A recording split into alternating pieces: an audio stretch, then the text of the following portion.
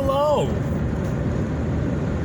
I got a mount for my phone, and it's very wobbly. I'm hoping that YouTube video stabilization can fix that in post.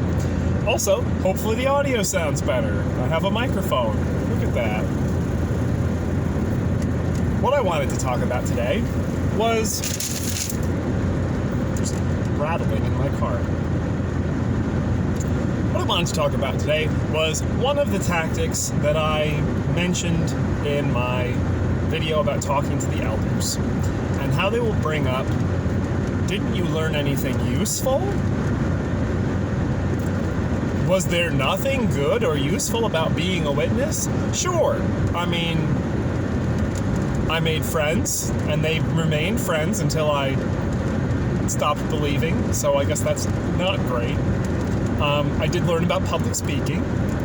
I learned door-to-door sales techniques and tactics. I don't think that that is particularly useful in the modern world, but it is a skill. It's a real skill. It can be applied to other things besides peddling religious propaganda. But they want to use, look at how good your life is as a witness. Surely it must be true. There's a lot of things that are not good. So let's talk about relationship advice. Relationship advice is terrible from the ground up. So dating as a witness is terrible. It's a terrible way to get to know someone. You need to filter who you are going to be interested in based on spirituality. And spirituality in this case is service time, basically. Because you need to have sufficient service time in order to be given privileges. Quotes around privileges. Privileges means running the soundboard at the meetings. This is all pre-COVID, so, we'll see what the future holds for how these words will be redefined. Running the soundboard at meetings, toting around a microphone during the meetings, reading the Watchtower. If you're very privileged, conducting the Watchtower or giving the talk on Sunday. All of these privileges come as a result of service time. And kissing butt. Kissing butt is important because that's how you get to rank up. The elders have to appoint you. So spirituality has nothing to do with your personality type besides being willing to kiss butt and either go out in service a lot or lie about going out in service a lot. You being a good person, being reliable, trustworthy, pleasant, none of those things are reflected in spirituality. All of the videos for dating show someone noticing, oh, look at him, he's mopping the bathroom, he's scrubbing a toilet, she's picking up garbage and stuffing in a bag at the assembly hall. Wow, spiritual. That doesn't really mean anything. So you have now graded someone on their spirituality. Neat. Now what? This is so wobbly. I think that this is a bad idea. We'll go with it. I'll fix it in the future. You are now interested in dating this person. You can't date unless you're ready for marriage. So, the first opportunity for you to be in a serious, semi-serious relationship with another person, as long as you're not gay, you have to be straight. In a straight relationship is, if you're a man, here's an interesting thing, is a man in your 20s, because you need to be able to afford rent or live in your parents' basement. That happens a lot. I know several witnesses who got married and then lived in their parents' basements. Maybe it's a full apartment, but still, you can't afford to live on your own or living in your parents' basements. But as a sister, as a lady, you can get married at 17, 16, if your parents are willing to sign the paperwork and you live in certain states. That has happened. I know of people where that has happened. There was a couple that got married where they were both just turned 17. and they were going to live in the parents' basement, and I don't think she had graduated yet, and the wedding pictures, the reception pictures, were horrifying. Their parents had to sign paperwork to allow it to happen. She looked like one of those little girls from Toddlers and Tiaras, just like a child wearing a wedding dress and pretending, and that's what he looked like. He looked like a child wearing a suit. And they got married, and guess what? They're divorced today because it's terrible, terrible relationship advice. So you are now have this weird dynamic where if you are, this isn't required, but if you are a woman, you might be dating at 17 or 18. You don't have experience. Maybe you're a very mature teenager, but as a sheltered witness, probably not. It's a little hypocritical coming from me because me and my wife did the full cultiness, and I'm a hypocrite for saying these things. Maybe we'll talk about that at some point. But you are dating now for the first time. You have no experience. You might be really horny. And if you don't want to sin against God, you gotta get married. So 18, maybe your first relationship, you might not have a job, you might not have ever worked, you might not have ever left your parents' house. 20-something-year-old man, 25, 26, 30, maybe, there's a lot of cradle robbing, comes along and offers you an opportunity to leave your parents' house and finally escape. And, oh look, that's the story of my grandmother-in-law. Literally exactly what happened.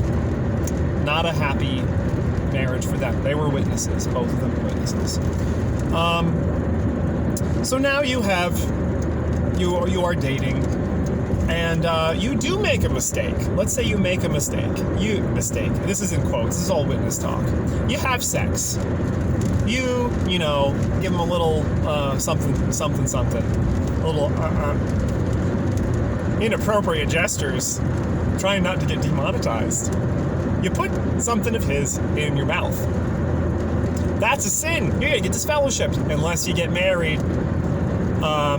Witnesses do the shotgun wedding thing of, like, you know, you may have sinned, but as long as you get married, you will only get reproved. You won't get disfellowshipped. So I know of how many? Four witness couples that have gotten married because they had sex. 4 couples, at least, that I know of, that had sex or some relation, some inappropriate physical contact. They got married. I know, let's see, how many of them? 3 of them got pregnant immediately. Another thing that's bad about witness relationship advice and dating is you never teach your kids about safe sex, because why would you do that? They're only ever going to do that if they are married. Well, guess what? They still might get pregnant way too early in their marriage. You should probably talk to them about contraceptives. I can say that word. But they don't. And being in the South, they don't learn that in school either. So 3 of the 4 that I know of got pregnant immediately. Like, did it once. Oh no, we've got to get married. Oh no, we have a baby. What a great place to start your marriage and your relationship, is dealing with raising a child. As teenagers, maybe. That's rough. Of those that running through my head. Yes. 2 of them have, 3 of them have divorced. There's not a complete overlap with the kids. But 3 of the 4 who got married because of having sex have since gotten divorced. So it's a great way to start off your relationship. What a dumb thing to tell people. It's not a mistake, but we're defining things with the witness. You made a mistake. You were horny. Rumble strip. You were horny for one night. and you had sex. Well, guess what? Now you have to stay married for the rest of your life. For eternity. Or you're going to be kicked out and you'll lose your friends and your family. And God will hate you and kill you. You've turned one mistake, and it might be a mistake because maybe you're just horny and you're not compatible, into a lifelong mistake. It's so bad. It's such a dumb idea. Now you're married. Yay. Put Jehovah first. Okay. I know a lot of bad relationships, unhappy marriages who are witnesses, and they tolerate each other. But it's not good. It's not good marriage advice. And the good marriage advice you get from the Watchtower, from any of their books, is something you could easily, just reason out yourself, or learn from a marriage counselor, or any number of books on relationship advice. It's nothing special, and most of it is not something you're going to find in the Bible. Most of it is just added advice. We're like, these scriptures support this idea that you should show love to your wife, or you should respect your children's opinions so that they can feel validated. I don't think that's what the Watchtower's ever said. Now that I think about it. But the advice they give is very basic and very easy and is not magic. And it does not obviously lead to the good advice that you get on relationships and dating. Is minimal and can easily be found anywhere. It is not just from the Watchtower or just from the Bible. So it's not special. And the bad advice you get is monumentally bad. It vastly, vastly outweighs any benefit that you would get from their good advice. You are advised to stay with your abusive marriage mate. Physically abusive. You are advised to stay with someone who is certainly mentally and emotionally abusive, as long as they're not endangering your spirituality, and physically abusive. This is bad advice. This is advice that could get people killed, or at least hurt. They should not stay with anyone who is physically abusive. But that's what the Watchtower tells you to do. It's bad advice. It's terrible relationship advice. I pointed this out in my the Poophole Loophole 2 video, but the Watchtower seems to say, I don't know how I can say this without being demonetized, consent does not matter when you are married. If your wife does not consent and you basically have committed a crime if you physically assault her and have your way with her, that's not grounds for divorce. That's not grounds for disfellowshipping.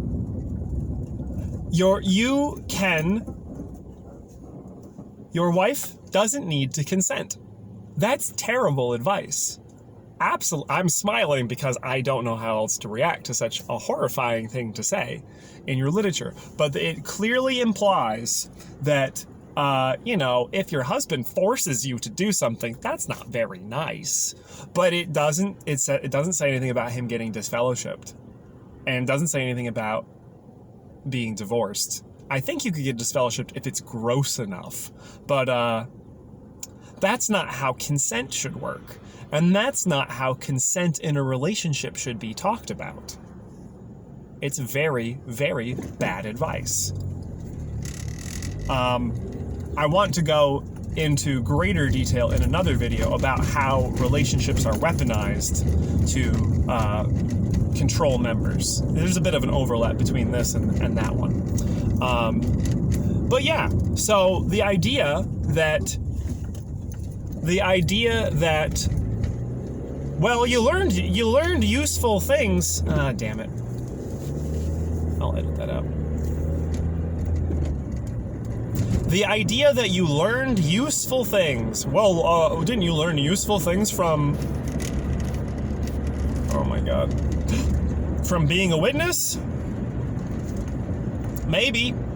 But I was also taught some absolutely stupid and harmful and dangerous things. It was not all good advice. And again, the good advice I got was not unique or special or, especially mind-blowing. It's basic stuff. It's very, very basic stuff. So that idea that we are special because of how good our families are, how good our relationships are, is not true. It's absolutely not true. It is provably wrong. I forgot this road was closed. Again, will I ever learn? That's all I've got for you today. I appreciate you watching the video. There are Amazon referral links down below if you want to send a few pennies my way for books that I have found interesting on waking up and, deprogramming yourself. I'm going to plug my friend Mark's book, Is It Really So? That's a very recent book that he's just published. I think I can do cards now.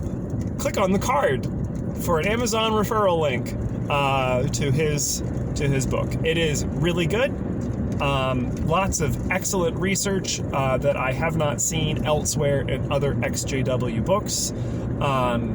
Very, very good. Very thorough. Very well sourced. You should give it a look. It's good stuff. I think that's all I've got. I am almost at work. It's green here. Spring has sprung.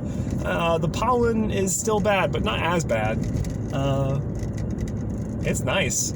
Trees are getting their leaves. What a nice day. It's lovely. I hope that you are having a good day. If you have any... Ooh, that's a sharp turn. Ooh, boy. Oh. If you have any terrible relationship advice from the Watchtower publications, or just from from witnesses in general, share below. Maybe we can do a follow-up video on other people's really bad advice. There's a lot of really bad advice, so we'll see how that goes. But yeah, tell me your stories. Let's hear some dumb stories about things that you have been told by witnesses. That is, was not good advice. Anyway, that's what I've got. I'll see you next time.